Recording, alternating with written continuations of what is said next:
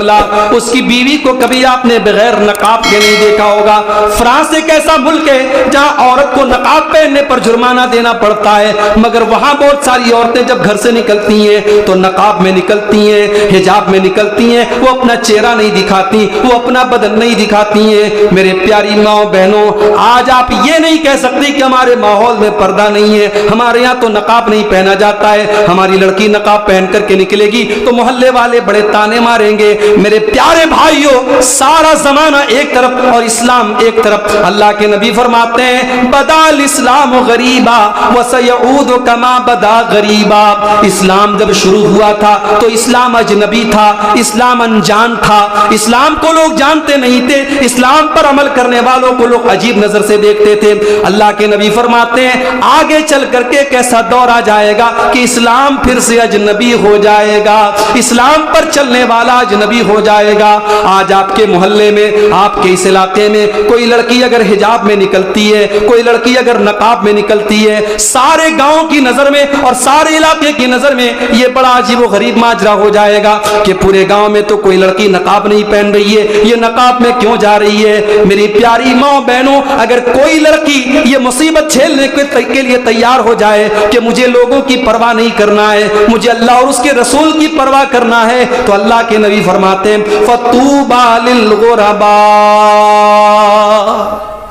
اللہ کے نبی فرماتے ہیں کہ جنت ملے گی ان لوگوں کو جو اجنبی بن جائیں گے، انجان بن جائیں گے۔ جب سارا سماج بے پردہ تھا، جو مسلمان عورت پردے میں نکلتی تھی، اللہ تبارک و تعالیٰ اسے جنت عطا فرمائے گا۔ قرآن کہہ رہا ہے کہ اے مسلمان عورتوں، تم اپنی زینت کو ظاہر نہ کرو۔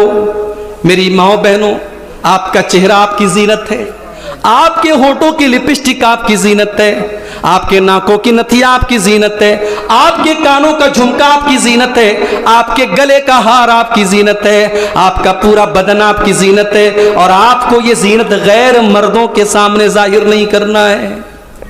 گھر میں بہت سارے رشتہ دار آتے ہیں، کوئی دور کا رشتہ دار ہے، کوئی گھر کا بھگنا لگ رہا ہے، کوئی گھر کا بھتیجا لگ رہا ہے، وہ گھر میں آتا ہے اور گھر کی عورتیں اس کے سامنے بڑے دھڑلے سے آ جاتی ہیں۔ غلط ہے یہ، غلط ہے یہ، غلط ہے یہ۔ یہاں تک کہ اپنا سگا دیور، اپنے شوہر کا جو بھائی ہے، وہ دیور بھی آپ کے لیے غیر محرم ہے، اس کے سامنے بھی آپ دھڑلے سے اور جیسے چاہے ویسے اس کے سامنے آپ آ جاتی ہیں، یہ مناسب نہیں ہے۔ اللہ کے نبی فرماتے ہیں، آپ نے مردوں کو مخاطب کر کے فرمایا ایاکم والدخول علی النساء، اے مردو تم پرائی عورتوں کے پاس اکیلے میں نہ جایا کرو، تم غیر عورتوں کے پاس تنہائی میں نہ جایا کرو۔ صحابہ نے پوچھا اے اللہ کے نبی، کیا دیور بھی اپنی بھابھی کے پاس اکیلے میں نہیں جا سکتا؟ کیا جیجا بھی اپنی سالی کے پاس اکیلے میں نہیں جا سکتا؟ اللہ کے نبی نے فرمایا الحم الموت، دیور تو اپنی بھابھی کے لیے موت ہے، جیجا تو اپنی سالی کے لیے موت ہے۔ یہاں تو باقاعدہ سالیاں ماشاءاللہ دروازہ چھیک لیتی ہیں دلہے میاں کا، اور دلہے میاں جب تک پیسہ نہیں دے دیتے تب تک ان کو سسرال میں انٹری نہیں ملتی، اور یہ سب اس گھر میں ہو رہا ہے جو دیندار گھرانہ ہے، جہاں پانچوں ٹائم کے نمازی ہیں لوگ، اور جہاں مردوں کے چہرے پر ماشاءاللہ سنت والی داڑھی ہے۔ میرے بھائیوں، جب آپ نے نماز کی پابندی کی ہے، جب آپ نے سنت کی پابندی کی ہے، تو اپنے اندر اتنا گٹس بھی پیدا کیجئے، اپنے گھر کی عورتوں کو منع کیجئے کہ یہ فضول رسمیں میرے گھر میں نہیں ہوں گی۔ میرے پیارے ساتھیوں، جس نبی کا ہم کلمہ پڑھتے ہیں، وہ نبی تو دنیا میں رسم و رواج کو ختم کرنے کے لیے آئے تھے۔ جس رسم و رواج سے انسانیت کو نقصان پہنچے، مانوتا کو نقصان پہنچے، جس رواج سے انسانیت کو دکھ پہنچے، اللہ کے نبی نے ہر اس رواج کو ختم کیا۔ ایک صحابی آتے ہیں، صحیح ابن حبان کی بالکل صحیح روایت ہے، ایک صحابی آتے ہیں اے اللہ کے نبی میں اسلام لے آیا ہوں، اسلام لانے کے پہلے میں نے بہت بڑے بڑے پاپ کیے تھے، اے اللہ کے نبی ایک پاپ میں نے ایسا کیا تھا کہ وہ پاپ آج بھی مجھے کچوٹتا ہے، وہ پاپ مجھے آج بھی اندر سے چبھتا ہے۔ کیا کیا تھا تم نے؟ اے اللہ کے نبی میرے گھر میں ایک بچی تھی، مجھے ایک بیٹی پیدا ہوئی تھی، میرے سماج کا دستور تھا بیٹیوں کو پیدا ہونے کے بعد ان کو زندہ نہیں رکھا جاتا تھا. اے اللہ کے نبی, ہم نے اپنی بیٹی کو پالا, وہ کچھ بڑی ہو گئی, وہ یا ابتی کہنے لگی, وہ ابا جان کہنے لگی. وہ مجھ سے بڑا پیار کرتی تھی, میں جب بھی بلاتا تھا وہ دوڑ کر کے میرے پاس آتی تھی. اے اللہ کے نبی, میں اپنی قوم کے طعنے سن کر کے تنگ آ گیا, اور ایک دن میں نے یہ فیصلہ کر لیا کہ اب میں اس اپمان کو نہیں سہوں گا, اب میں اس کلنک کو نہیں سہوں گا. میں نے اپنی بیٹی کو لیا, اپنے گھر سے تھوڑی دور پہنچا, ایک کنویں کے پاس پہنچا, میں نے اپنی بیٹی کو اپنے ساتھ لیا تھا, اور بیٹی بڑی خوشی میرے ساتھ آ رہی تھی. میں جب بھی بیٹی کو پکارتا تھا وہ دوڑی میرے پاس آتی تھی. اے اللہ کے نبی, میں کنویں کے پاس پہنچا اور میں نے اپنے انہی ہاتھوں سے اپنی بیٹی کو دھکا دے دیا اور اس کنویں کے اندر ڈال دیا. میری بیٹی میری آنکھوں کے سامنے مر گئی. اے اللہ کے نبی, میری بیٹی کے آخری الفاظ جو آج بھی میرے کانوں میں گونجتے ہیں, ایک ہی لفظ وہ بار کہہ رہی تھی, یا ابتی, اے ابا جان. گویا کہ وہ یہ کہنا چاہ رہی تھی, اے ابا جان, اپنی بیٹیا کا قصور تو بتا دو, اپنی بیٹی کی غلطی تو بتا دو, آپ نے اپنی بیٹی کو کس غلطی کی سزا دی ہے. صحابی یہ واقعہ سناتے ہیں, صحابی رونے لگتے ہیں, اللہ کے پیارے نبی کی آنکھوں سے بھی آنسو بہنے لگتے ہیں. صحابہ کرام یہ منظر دیکھ کر کے غمگین ہو جاتے ہیں, اور صحابہ اس صحابی سے کہتے ہیں کہ تو نے اللہ کے نبی کو دکھی کر دیا, تو نے اللہ کے نبی کو غمگین کر دیا. وہ اللہ کے نبی کہتے ہیں کوئی بات نہیں, یہ تو اپنے دل کا دکھڑا بیان کر رہے تھے. پھر آپ اللہ کے نبی اپنے اس صحابی سے کہتے ہیں کہ اے میرے صحابی, جب تم اسلام لے آئے تو اسلام کے پہلے کہ تمہارے سارے پاپ معاف ہو گئے, سارے گناہ معاف ہو گئے, اب یہاں سے تم نئی زندگی کی شروعات کرو, تمہارے سارے گناہ معاف ہو گئے تو تمہارا یہ گناہ بھی اللہ کیا معاف ہو جائے گا. تم نے اپنی بیٹی کے ساتھ جو کیا وہ غلط کیا, لیکن تم نے اس وقت اسلام تم نہیں جانتے تھے, تمہارے پاس اسلام کی دولت نہیں تھی, اب تم اسلام لے آئے ہو تو تمہارا اس گناہ اللہ نے معاف کر دیا. میرے پیارے ساتھیوں, اس رسم کو بھی اللہ کے نبی نے ختم کیا تھا. جس معاشرے میں, جس سماج میں یہ رسم تھی کہ بیٹیوں کو زندہ زمین میں گاڑ دیا جاتا تھا, اس سماج میں اللہ کے نبی نے اس رسم کو ختم کیا, اور قرآن کی آیت نازل ہوئی, وَإِذَا الْمَوْءُودَةُ سُئِلَتْ بِأَيِّ ذَنبٍ قُتِلَتْ. جس لڑکی کو زندہ زمین میں دفنایا گیا ہے, جس لڑکی کو مارا گیا ہے, جس لڑکی کو قتل کیا گیا ہے, اس لڑکی سے کل قیامت کے دن پوچھا جائے گا کہ تجھے تیرے ماں باپ نے کس جرم میں مارا تھا. یہ تو 1400 سال پہلے کی بات تھی. 2022 کا دور چل رہا ہے, دنیا بڑی ترقی کر چکی ہے, آج انسان چاند پر پہنچ چکا ہے, مگر حالات زیادہ نہیں بدلے. آج بھی بھارت کے اندر ہر منٹ پر نہ جانے کتنی لڑکیاں ماری جا رہی ہیں, کچھ ماں کے پیٹ میں ماری جا رہی ہیں, کچھ پیدا ہونے کے بعد ماری جا رہی ہیں, کچھ کوڑے کے ڈھیر میں پھینکی جا رہی ہیں. میرے بھائیوں, جب آپ اس کے سبب پر غور کرو گے, جب اس کی وجہ پر غور کرو گے, تو آپ کو یہ پتا چلے گا یہ جہیز کی جو رسم ہے, اس رسم کا بھی بہت بڑا رول ہے کہ آج اس رسم کی وجہ سے بھی بیٹیاں اپنے ماں باپ کے لیے بوجھ بن چکی ہیں. تو ہر اس رسم کو ختم کرو میرے بھائی, جو رسم آپ کے سماج کے لیے اور آپ کے لیے بوجھ بنے. ہمارے نبی تو رسم و رواج کی بیڑیوں سے ہمیں آزاد کرنے کے لیے آئے تھے. قرآن کریم میں اللہ نے فرمایا, وَيَزَوْ عَنْهُمْ إِسْرَهُمْ وَالْأَغْلَالَ الَّتِي كَانَتْ عَلَيْهِمْ. ہم نے تم کو وہ نبی دیا ہے جو نبی تم کو رسم و رواج کی بیڑیوں سے آزاد کرتے ہیں. ہمارے نبی تم کو رسم و رواج کی اور پرمپراؤں کی قید سے آزاد کرنے کے لیے آئے تھے. تو شادی بیاہ میں ہم رسم و رواج کو فالو کریں اور بنے ہیں ہم پکے مسلمان. یا ایھا الذین آمنوا ادخلوا فی السلم کافہ. اے ایمان والو, تم اسلام میں پورے کے پورے داخل ہو جاؤ. مسلمان مکان بناتا ہے. اسی بنگال سے سوال آیا تھا میرے پاس, مولوی صاحب واستو شاستر کے بارے میں آپ کا کیا کہنا ہے. میں نے کہا واستو شاستر کیا ہوتا ہے؟ بولے وہ ایک علم ہوتا ہے اور اس کے مطابق لوگ اپنا مکان بناتے ہیں کہ کچن یہاں رکھنا ہے, کمرہ یہاں رکھنا ہے, باتھ روم یہاں رکھنا ہے. بہت سے مسلمان بھی اس پر عمل کرتے ہیں. میں نے کہا اسلام کے اندر واستو نام کی کوئی چیز نہیں ہے. ہاں, جب آپ اپنے گھر کا باتھ روم بنائیں تو یہ دیکھیں کہ وہ پورب اور پچھم میں نہیں ہے. باقی آپ کا کچن کہیں پر بھی ہو, آپ کا کمرہ کہیں پر بھی ہو, واستو شاستر کی اسلام میں کوئی حیثیت نہیں ہے. آج کتنے مسلمان ہیں جو گھر مکان بنانے میں واستو شاستر کو دیکھتے ہیں.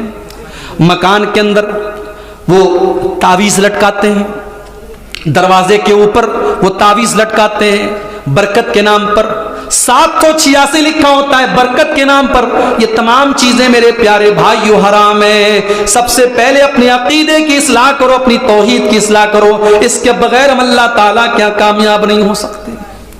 अल्लज़ीना आमनू वलम यल्बिसू ईमानहुम बिजुल्मिन उलाइका लहुमुल अम्नु वहुम मुहतदून।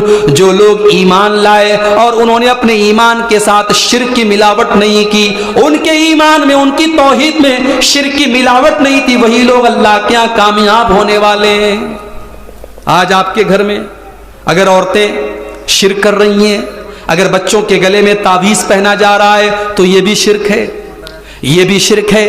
अगर किसी पीर और बाबा के पास जाकर के आपके घर की औरतें सजदा कर रही हैं तो ये भी शिर्क है मेरे भाइयों। अगर आपके घर में नजरे बद से बचने के लिए नींबू और मिर्चा टांगा जा रहा है तो ये भी शिर्क है। अगर आपके घर में खैर और बरकत के नाम पे तावीज लटकाया जा रहा है तो ये भी शिर्क है। यहां तक कि अगर आपके घर में माँ की कोई कसम खाता है, बाप के नाम की कोई कसम खाता है, औलाद के नाम की कोई कसम खाता है तो ये भी शिर्क है। अल्लाह के नबी ने फरमाया मन हलफ बिगैरिल्लाहि फक़द अशरक, जिसने गैरुल्लाह के नाम की कसम खाई उसने शिर्क किया। आज लोग बड़े धड़ल्ले से कसम खाते हैं, बीवी के सर पे हाथ रख के कहते तेरी कसम खाता हूं, तेरे सर की कसम खाता हूं, हराम है ये। तो सबसे पहले हम और आप अपने अकीदे की इस्लाह करें, नमाज की पाबंदी आप कीजिए। ठीक है, बहुत अच्छी बात है, आपका कारोबार चल रहा है, आपकी दुकान चल रही है, लेकिन दुकान का यह मतलब नहीं है कि आप नमाज मत पढ़िए। मुसलमान कारोबार भी करता है, दुकान भी करता है, नमाज भी पढ़ता है। तुम्हें यह मंजर देखना है तो सऊदी अरब की धरती पर आज भी देख लो, हय्या अल सलाह की आवाज आते ही सारी दुकानों के शटर गिर जाते हैं, लोग मस्जिद की तरफ दौड़ते हैं, नमाज का टाइम हो गया तो सारे काम बंद। और यही कुरान की तालीम है, रिजालुल ला तुलहीहिम तिजारतुन वला बैउन अन जिक्रिल्लाहि व इकामिस सलाह। मेरे नेक बंदे वो हैं उनका कारोबार उनको नमाज से नहीं रोकता। अपने कारोबार से कह दो कि मेरी नमाज का टाइम है, नमाज से मत कहो कि मेरी दुकान का टाइम है। खुद भी नमाज की पाबंदी करो, अपने बच्चों को भी नमाज का पाबंद बनाओ। बच्चे 7 साल के हो जाएं, अल्लाह के नबी फरमाते हैं मुरू औलादकुम बिस्सलाति वहुम अबनाउ सबीसीन। जब तुम्हारे बच्चे 7 साल के हो जाएं उन्हें नमाज का हुक्म दो, और जब वो 10 साल के हो जाएं और नमाज न पढ़े तो उनकी पिटाई करो। मेरी माओ बहनों, आप भी अपने घर की लड़कियों को नमाज की तालीम दें। बच्चियां जवान हो जाएं तो खास तौर से उनको नमाज जरूर पढ़वाएं और रमजान के रोजे भी जरूर रखवाएं। हमारे यहाँ 12-12 साल की लड़कियां हो जाती हैं, लोग कहते हैं अभी हमारी बच्ची तो बहुत छोटी है, रोजा रखने की क्या जरूरत है। अगर लड़की को मेंसेस शुरू हो गए, अगर लड़की को मासिक शुरू हो गया तो शरीयत की टर्म में वो बालिग है, और बालिग लड़की के ऊपर रोजा फर्ज है, चाहे वो मई और जून के महीने में रोजा पड़ रहा हो। आप अपनी बच्ची को छोटी छोटी कह करके उसके रोजे को छुड़वा रहे हैं, उसका गुनाह आपके सर पे जाएगा। बच्चियां बड़ी हो गई, उनको रोजा रखना फर्ज है, उनसे रोजा रखवाइए आप। बच्ची आपकी बालिग हो गई, अब जब वो नमाज पढ़ेगी, अल्लाह के नबी फरमाते हैं ला यक़बलुल्लाहु सलाता हाइज़िन इल्ला बिख़िमार।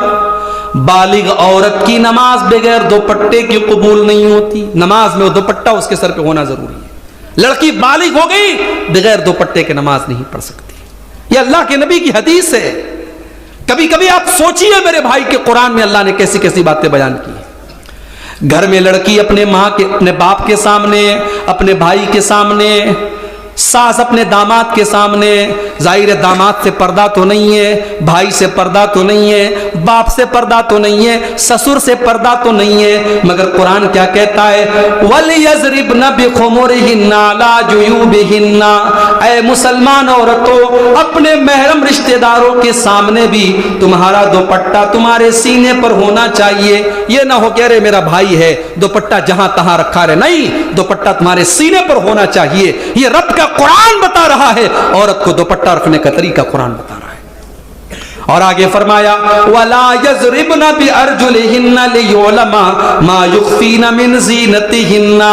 اے مسلمان عورتوں، جب تم زمین پہ چلا کرو تو اپنے پاؤں کو زمین پہ زور زور سے مار کے نہ چلا کرو، تاکہ تمہارے پائل کی آواز غیر مردوں تک نہ جائے۔ میرے پیارے ساتھیوں، جو اسلام عورت کے پائل کی آواز کو غیر مردوں تک جانے کی اجازت نہیں دیتا، وہ اسلام اس بات کی کیسی اجازت دے دے گا کہ عورت تیز خوشبو والے پرفیوم لگا کر کے جلسوں میں جائے، عورت تیز خوشبو والے پرفیوم لگا کر کے بازاروں اور مارکیٹ میں جائے، وہ مردوں کے شانہ بشانہ اور ان کے ساتھ جا کر کے کھڑی ہو جائے؟ عورت تو وہ چیز ہوتی ہے میرے بھائی، اس کی چال سے پتہ لگ جاتا ہے کہ وہ کتنی شرم و حیا والی ہے۔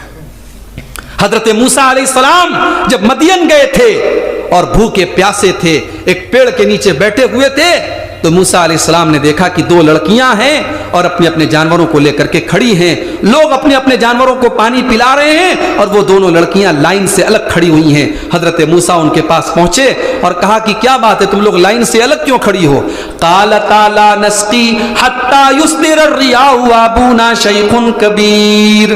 دونوں لڑکیوں نے کہا اے موسیٰ، اے اللہ کے نیک بندے، ہم دونوں عورتیں ہیں اور یہ مردوں کی لائن ہے، اور مردوں کی لائن میں لگ کر کے اپنے جانوروں کو پانی ہم نہیں پلا سکتے، یہ ہمیں شوبھا نہیں دیتا، اس لیے ہم دور کھڑی ہیں، جب مردوں کی لائن ختم ہو جائے گی تب ہم اپنی بکریوں کو پانی پلائیں گے۔ یہ ہوتی ہے شرم و حیا والی عورت، مردوں کی لائن میں لگ کر کے میں نہیں کھڑی ہوں گی۔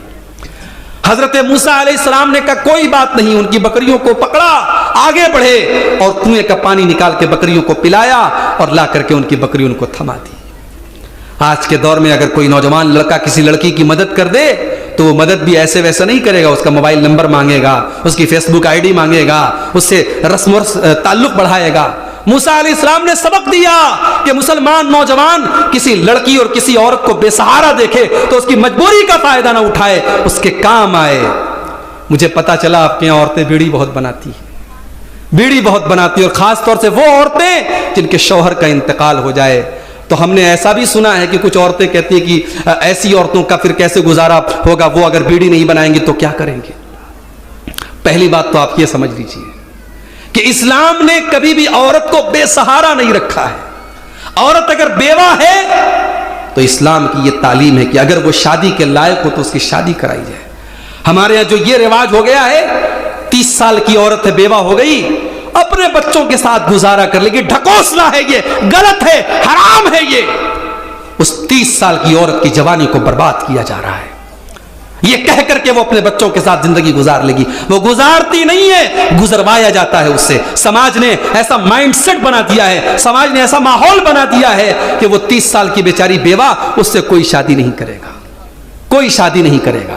50 سال کا بوڑھا بھی اگر اس کی بیوی کا انتقال ہو جائے گا اس کو کنواری لڑکی مل جائے گی، اور 30 سال کی بیوہ ہے، اس سے کوئی مرد شادی کرنے کے لیے تیار نہیں، اور 2 شادیاں کرنے کے لیے لڈو سب کے من میں پھوٹتا ہے۔ اس طریقے کی بیوہ اور مطلقہ عورتوں کو سہارا کون دے گا؟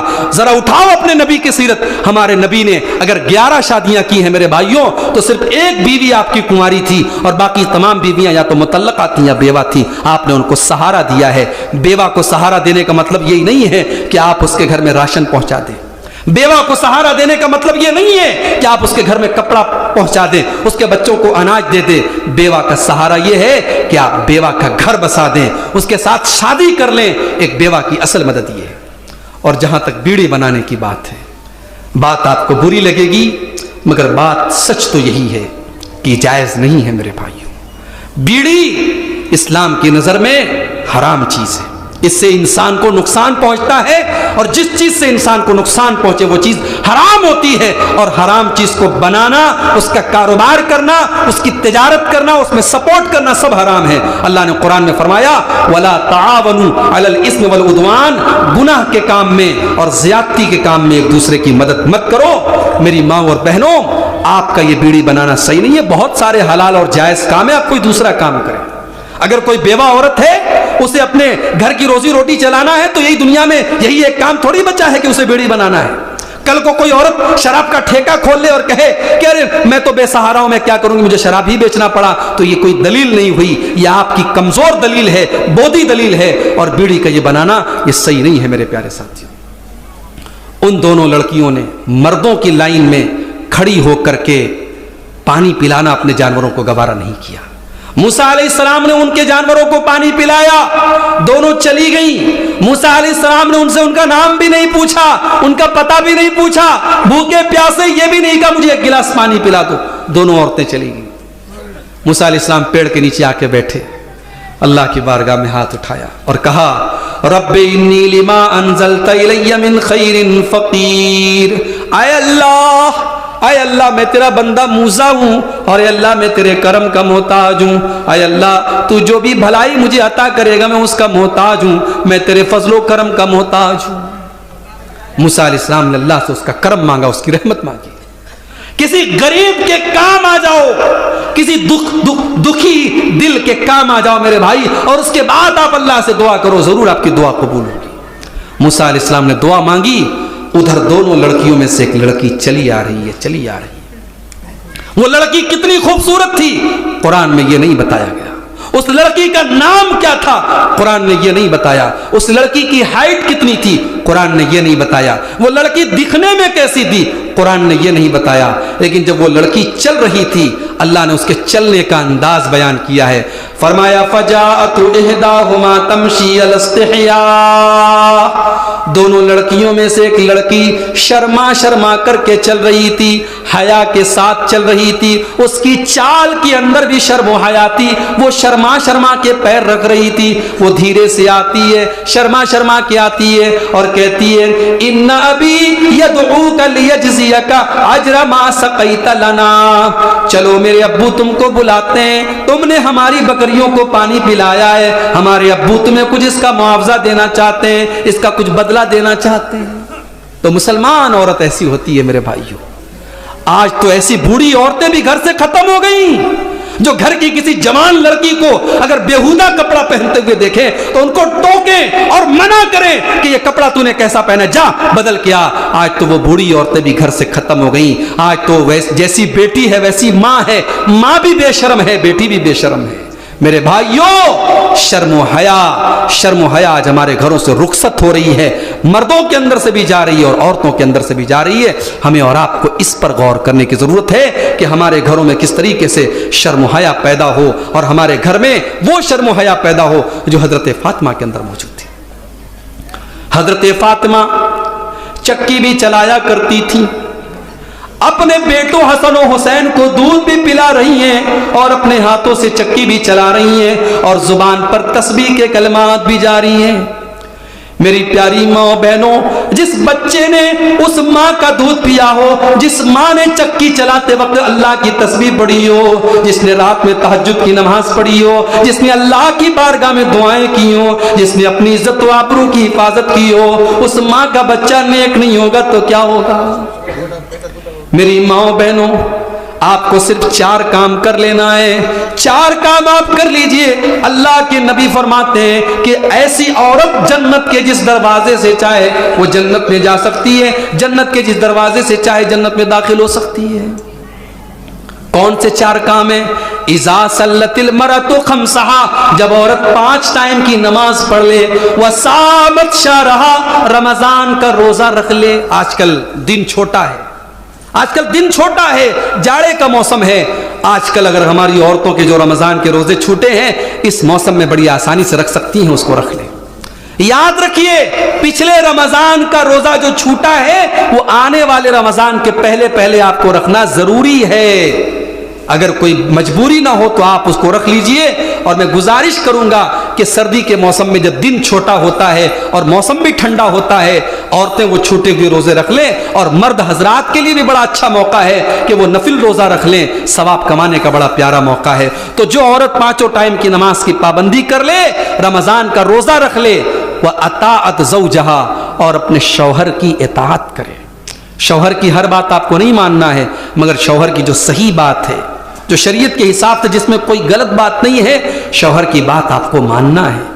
आप अपने शौहर को अपनी उंगली पे नचाने वाला न बनाइए। शौहर आपकी जिंदगी की गाड़ी का ड्राइवर है اور ڈرائیور جس طرف گاڑی لے کے جاتا ہے ادھر جایا جاتا ہے. شوہر کی اطاعت کرنا یہ عورت کے لیے ضروری ہے. اسی لیے اللہ کے نبی سے جب پوچھا گیا کہ اے اللہ کے نبی سب سے بہترین عورت کون سی ہے, اللہ کے نبی نے فرمایا التی تسرہ اذا نظر, جب شوہر دیکھے تو خوش ہو جائے. بیوی اپنے شوہر کے لیے سجے سنورے, میک اپ کرے, خوشبو لگائے. یہاں تو شوہر کو چھوڑ کے سب کے لیے سجتی ہے سنورتی ہے, شوہر کے لیے کبھی نہیں سجتی ہے. اللہ کے نبی نے فرمایا جو اپنے شوہر کے لیے سجے اور سنورے, شوہر دیکھے تو خوش ہو جائے. وَتُطِيعُهُ إِذَا أَمَرَ, جب شوہر کسی بات کا حکم دے تو بیوی اس کی بات مانے. وَلَا تُخَالِفُهُ فِي نَفْسِهَا وَمَالِهِ بِمَا يَكْرَهُ, اور اپنی عزت و آبرو کے معاملے میں اور شوہر کے مال کے معاملے میں کوئی ایسا کام نہ کرے جو شوہر کو ناپسند ہو. یہ 3 کام سب سے بہترین عورت کرتی ہے. تو یہاں اللہ کے نبی نے فرمایا رمضان کے روزے رکھے, نماز کی پابندی کرے, شوہر کی اطاعت کرے, اور چوتھا کام کیا ہے وَأَطَاعَتْ زَوْجَهَا, اپنی آپ وَأَحْسَنَتْ فَرْجَهَا, اپنی شرمگاہ کی حفاظت کرے. یہ بڑا مشکل کام ہے آج کے اس دور میں. اپنی آبرو کو بچا کے رکھنا بڑا مشکل کام ہے میری ماں اور بہنوں. یہ فیس بک کا دور ہے, یہ انسٹاگرام کا دور ہے, یہ گرل فرینڈ اور بوائے فرینڈ کا کلچر عام ہو رہا ہے اس سماج میں. اور آج حالات یہ ہیں کہ جائز طریقے سے نکاح کرنے کے لیے ہزاروں اڑچنیں اور رکاوٹیں ہیں, اور ناجائز طریقے سے ملنے کے لیے بڑے آسان راستے ہیں. ایسے ماحول میں ایک نوجوان لڑکا اور ایک نوجوان لڑکی اپنے آپ کو اس گناہ سے بچا کے رکھے تو یہ میرے بھائیوں یہ سمجھو اللہ کے ولی ہونے کی نشانی ہے, یہ اللہ کے نیک بندے ہونے کی نشانی ہے, یہ جنتی ہونے کی نشانی ہے. میری ماں اور بہنوں, کپڑا جب سفید ہوتا ہے تو اس کو اتنا زیادہ داغ سے بچایا جاتا ہے. کپڑا کالا ہو داغ لگ جائے گا تو دکھے گا نہیں, مگر کپڑا سفید ہو تو ہلکا سا ایک کیچڑ کا چھیٹا بھی اس پر بڑا دور سے نظر آئے گا. عورت کا جو کردار ہوتا ہے, عورت کا جو کیریکٹر ہوتا ہے, عورت کی جو عزت ہوتی ہے وہ بھی بڑی خطرناک ہوتی ہے, بڑی نازک ہوتی ہے. عورت اپنے دامن پر کبھی دھبا نہ آنے دے. کرسمس کا تہوار آج لوگ منا رہے ہیں, جاؤ ذرا قرآن میں حضرت عیسیٰ کی پیدائش کا واقعہ پڑھو, آنکھوں سے آنسو آ جائیں گے میرے بھائی. جب مریم کے پاس اللہ کا فرشتہ آ کر کے کہتا ہے کہ اے مریم تیرے پیٹ سے ایک بچہ پیدا ہوگا. مریم نے کہا مجھے بچہ پیدا ہوگا, میری شادی نہیں ہوئی ہے, مجھے آج تک کسی غیر مرد نے ٹچ نہیں کیا ہے, مجھے کیسے بچہ پیدا ہوگا. قال کذالک, فرشتے نے کہا یہ اللہ کا آرڈر ہے, یہ اللہ کا حکم ہے, تیرے پیٹ میں بچہ پیدا ہوگا. اللہ کی طرف سے روح ڈالی گئی. سارے بچے دنیا کے ماں باپ کے ذریعے پیدا ہوتے ہیں, یہ دنیا کا پہلا بچہ ہے جو بغیر باپ کے پیدا ہو رہا ہے. اللہ کی طرف سے روح ڈالی گئی حضرت مریم کے پیٹ میں, اور اللہ نے کہا ہو جا, اور ماں کے پیٹ میں مریم کے پیٹ میں عیسیٰ علیہ السلام ان کے پیٹ میں وجود میں آ گئے, جنم لے لیا حضرت عیسیٰ علیہ السلام نے. اور جب بچے کی پیدائش کا ٹائم قریب آیا, ہائے ہائے ہائے, قرآن نے جو الفاظ بیان کیے میری ماں اور بہنوں, ایک عزت دار عورت, ایک شرم و حیا والی عورت, ایک اپنے کردار کی اپنی آبرو کی حفاظت کرنے والی عورت کے لیے اس سے بڑا افسوس اور دکھ کوئی نہیں ہو سکتا کہ سماج اس کے کردار پر انگلی اٹھائے.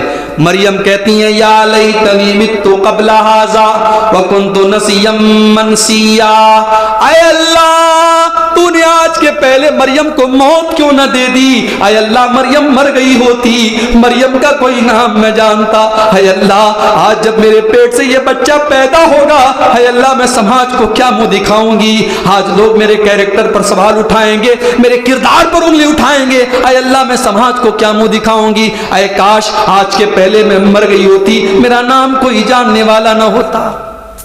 اللہ نے کہا مریم کوئی بات نہیں, بچہ تو پیدا ہوگا, تمہاری عزت کی حفاظت بھی ہم کریں گے. اے مریم تمہیں پانی چاہیے, بچے کی پیدائش کے ٹائم پانی کی ضرورت, پیاس لگے گی تمہیں, تمہارے نیچے نہر جاری ہو جائے گی, تمہیں بھوک لگے گی.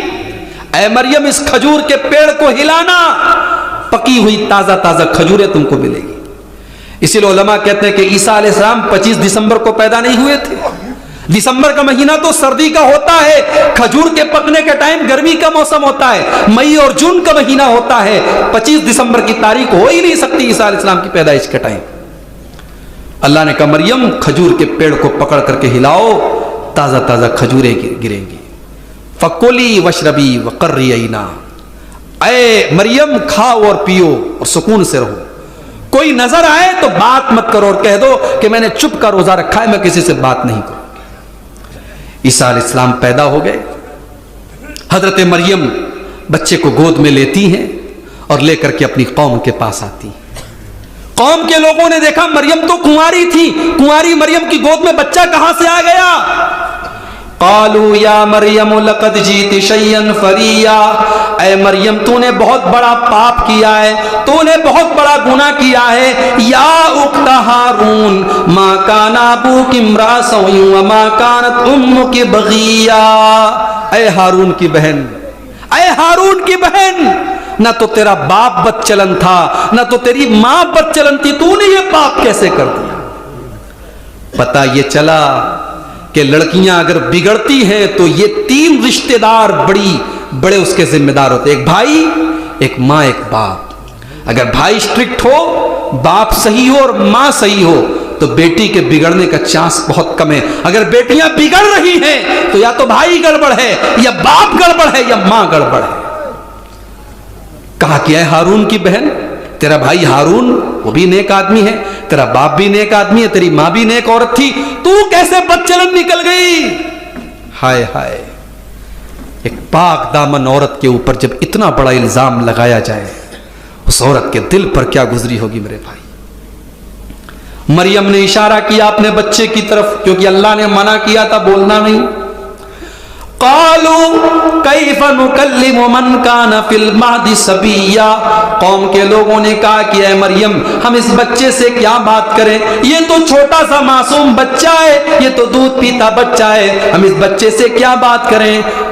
हजरत ईसा अलैहिस्सलाम अभी पैदा हुए, अभी दूध पीते बच्चे, अल्लाह ताला ने उनकी माँ के दामन पर जो धब्बा लगाया जा रहा था, उनकी माँ की इज्जत पर जो कीचड़ उछाला जा रहा था, अल्लाह ने उनकी माँ की हिफाजत के लिए बेटे को जुबान दे दी और माँ की गोद में बच्चा बोल पड़ा, क़ाला इन्नी अब्दुल्लाहि आतानियल किताबा व जअलनी नबिय्या।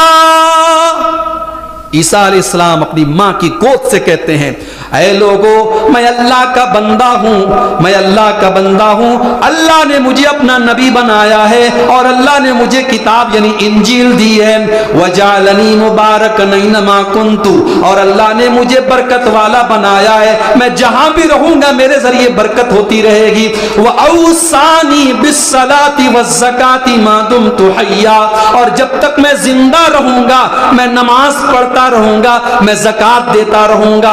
वह बर्रम बिवालिदती, और मैं अपनी माँ के साथ अच्छा सलूक करता रहूंगा। वलम यजअलनी जब्बारन शक़िया, और अल्लाह ने मुझे जब्बार और शक़ी नहीं बनाया, अल्लाह ने मुझे बदनसीब नहीं बनाया, अल्लाह ने मुझे जालिम नहीं बनाया। उलमा कहते हैं जो माँ के साथ बदतमीजी करता है, जो माँ का दिल दुखाता है, जो माँ को नाराज करता है, अल्लाह ताला उसे जब्बार और शकी बना देता है, अल्लाह उसे बदनसीब बना देता है, अल्लाह उसे जालिम बना देता है। जो अपनी माँ को न छोड़े वो दुनिया में किसी को नहीं छोड़ेगा। मेरे प्यारे साथियों, ये मरियम थी, अल्लाह ने उनकी इज्जत व आबरू की हिफाजत के लिए, उनके डिफेंस के लिए उनके मासूम बच्चे को जुबान दे दी। और ईसाई कितने नादान लोग हैं कि वो दावा करते हैं कि वो ईसा मसीह को मानते हैं, वो ईसा अलैहिस्सलाम को मानते हैं, मगर ईसा अलैहिस्सलाम पैदा होने के बाद जो पहला जुमला बोलते हैं कि मैं अल्लाह का बंदा हूँ, ईसाई उसको नहीं मानते, वो ईसा अलैहिस्सलाम को सन ऑफ गॉड मानते हैं। हम उनको स्लेव ऑफ गॉड मानते हैं, अल्लाह का बंदा मानते हैं, और ईसाई उनको सन ऑफ गॉड, अल्लाह का बेटा मानते हैं। ये फर्क है हमारे और ईसाई के बीच में। और ईसाई लोग ये मानते हैं कि ईसा अलैहिस्सलाम मर गए, उनको सूली दे दी गई, वो अल्लाह के बेटे थे, अल्लाह ने उनको सूली दिलवा दी और सारे इंसानों के गुनाह उन्होंने अपने सर पे ले लिए। हमारा अकीदा ये है कि कोई किसी का गुनाह अपने सर नहीं ले सकता। अब्दुल गफ्फार साहब अपने गुनाह के जिम्मेदार होंगे, हमारे सदर साहब अपने गुनाह के जिम्मेदार होंगे, आप और हम अपने अपने अमल के जिम्मेदार होंगे, कोई किसी दूसरे का बोझ नहीं उठाएगा। और ईसा علیہ السلام کو سولی نہیں دی گئی ہے، انہیں اللہ نے زندہ آسمان پہ اٹھایا ہے، اور قیامت کے پہلے وہ آئیں گے دنیا میں اور 40 سال زندہ رہیں گے، اور بعض روایات کے مطابق 7 سال زندہ رہیں گے، اور ان کے دور میں بڑا عدل و انصاف ہوگا، اور پھر وہ اپنی نیچرل موت ان کو آئے گی، اور اس کے بعد وہ انتقال کریں گے۔ میرے پیارے ساتھیوں، اصلاح معاشرہ کے تعلق سے یہ چند باتیں آپ کے سامنے رکھی گئی ہیں۔ یہ ایک پرچی آئی ہے جس پر کچھ سوالات لکھے ہیں، ان سوالوں کا جواب دے کر کے ہم بات ختم کریں گے۔ پہلا سوال یہ ہے کہ جمعہ کے دن کتنی اذان دینی چاہیے؟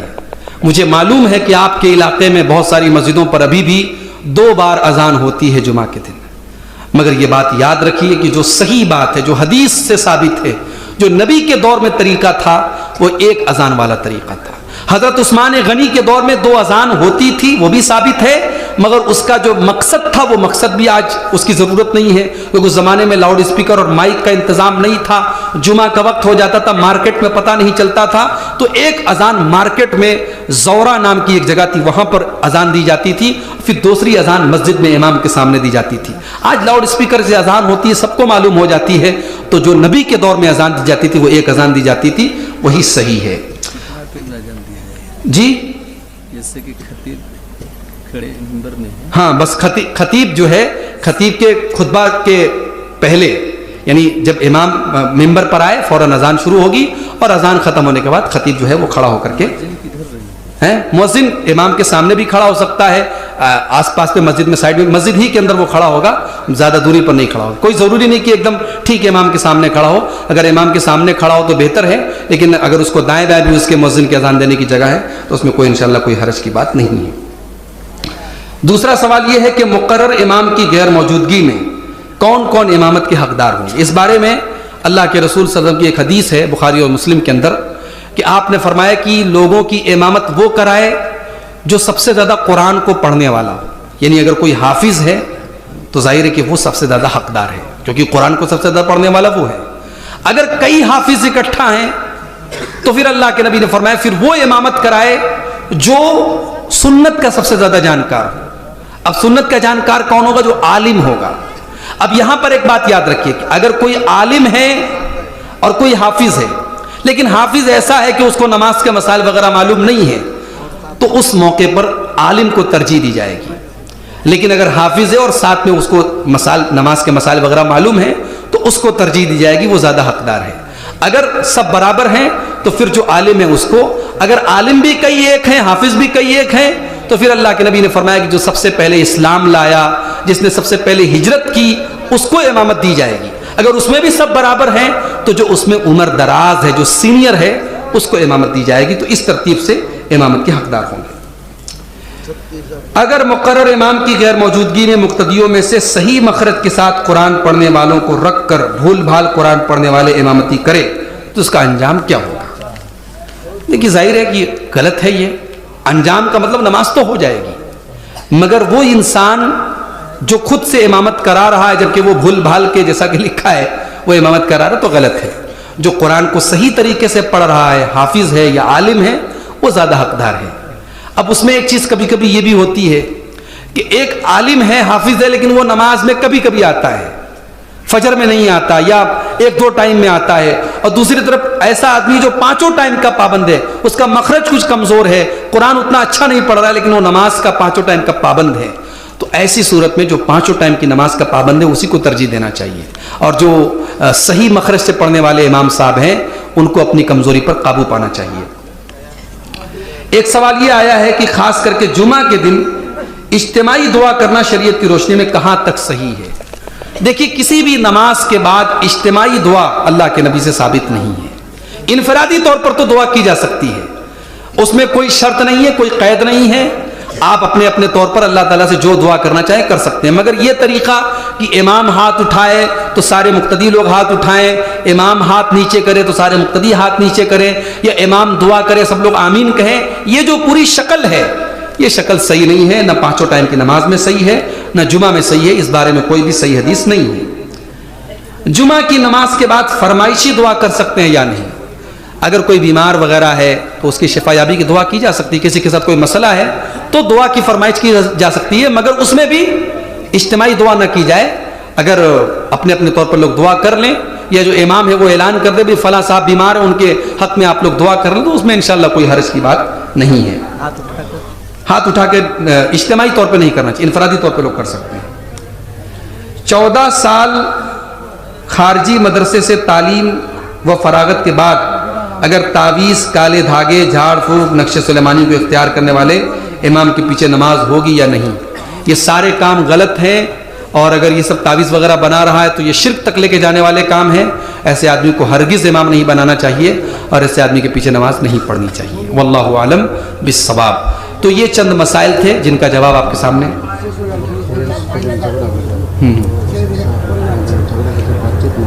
جی جی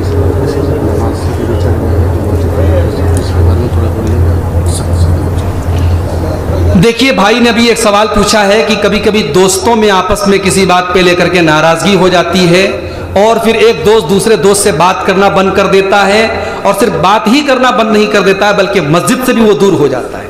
تو پہلی بات تو یہ کہ ہمارے پرسنل تعلقات کا مسجد اور نماز پر کوئی اثر نہیں ہونا چاہیے. ہم نماز پڑھتے تھے تو ہم اپنے بھلے کے لیے نماز پڑھتے ہیں، کسی دوست کے بھلے کے لیے نہیں پڑھتے. تو نماز اگر کوئی چھوڑ رہا ہے اس وجہ سے تو بہت بڑا گناہ کر رہا ہے. دوسری بات یہ کہ دوستوں میں اگر کبھی کسی بات پر غلط فہمی ہو جائے تو اس کو دور کر لینا چاہیے. اللہ کے پیارے نبی صلی اللہ علیہ وسلم فرماتے ہیں لا يحل لمسلم ان يهجر اخاه فوق 3.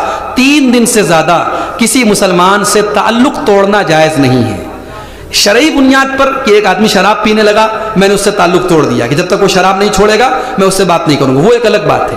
لیکن دنیاوی مفاد کے لیے، دنیاوی باتوں کے لیے یا اپنے پرسنل ایگو کے لیے، اپنی عزت کے لیے ہم نے کسی دوست سے، کسی رشتہ دار سے تعلق توڑ دیا تو میکسیمم اس کی حد ہے 3 دن. 3 دن سے زیادہ اگر ہم نے تعلق توڑا ہے تو ہم گنہگار ہوں گے اور اللہ کے اس کا حساب دینا پڑے گا. تو ہمارے وہ بھائی جو کسی بات پر اپنے دوستوں سے ناراض ہوں وہ اس بات کی اصلاح کر لیں. اللہ تعالی ہمارے دلوں کو ایک دوسرے کے لیے پاک اور صاف کر دے. کیسا کام؟ نوکری کرنا اس کے یہاں کوئی بھی کام. دیکھیے یہ بڑا اہم سوال انہوں نے کیا کہ اگر کوئی سود کا کام کرتا ہے، کوئی جوا کا کام کرتا ہے تو اس کے ساتھ کام کرنا کیسا ہے؟ اب اس کے ساتھ کام کرنے کا مطلب ایک تو یہ ہوتا ہے کہ آپ اس کے سود کے کام میں سپورٹ کر رہے ہیں، تب تو وہ تو جائز نہیں ہے.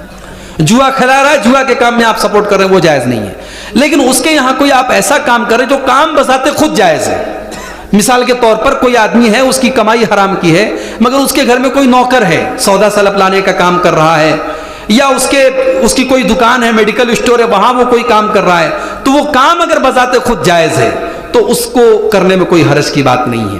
لیکن اگر کوئی حرام کاروبار کر رہا ہے اور اس کام میں کسی طریقے کا ہم سپورٹ کر رہے ہیں اور ہمارے کام کا تعلق اس کے سپورٹ سے ہو رہا ہے، اس کے کام کو سپورٹ مل رہا ہے، تو پھر یہاں پر وہی آیت اپلائی ہوگی وَلَا تَعَاوَنُوا عَلَى الْإِثْمِ وَالْعُدْوَانِ. گناہ کی اور زیادتی کے کاموں میں ایک دوسرے کی مدد مت کرو. اللہ تعالیٰ سے دعا ہے رب العالمین ہم سب کو کہنے اور سننے سے زیادہ عمل کرنے کی توفیق عطا فرمائے.